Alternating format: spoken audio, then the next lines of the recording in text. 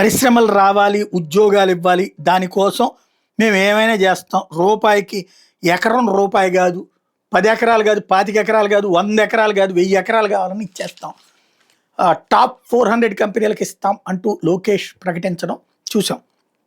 అయితే అవి 400 టాప్ ఎక్కడవుతాయో చెప్పని వీళ్ళు అడగడం చూసాం. అది పక్కన పెడితే రూపాయికి భూములు ఇస్తే అప్పుడు కంపెనీలు ఆ భూములను కొనేసుకుని రూపాయికి కొనేసుకుని, ఇదివరకు ఏంటంటే లీజుకి ఇచ్చేవాళ్ళు, ఇప్పుడు లీజులు కాకుండా కొనేసుకుని ఆ కొనుక్కున్న భూముల్ని తనఖా పెట్టి ఆ వచ్చిన డబ్బులతో బిల్డింగులు కట్టి ఆ వచ్చిన బిల్డింగుల్లో ఆఫీసులు పెట్టి సంస్థలు నడుపుతాయి అన్నది లోకేష్ ఆలోచన. సేమ్ ఇప్పుడు బీహార్ ఆలోచన. బీహార్లో నితీష్ కుమార్ ఇప్పుడు లోకేష్ని ఫాలో అవుతున్నారనమాట. 10 ఎకరాల భూమిని ఎకరం రూపాయికి ఇచ్చారట. 100 కోట్ల రూపాయలు ఇన్వెస్ట్ చేస్తానన్నటువంటి కంపెనీకి, 1000 ఉద్యోగాలు ఇస్తానన్నటువంటి కంపెనీకి 10 ఎకరాలు ఎకరం రూపాయి చొప్పున కేటాయిస్తామని ప్రకటించారు.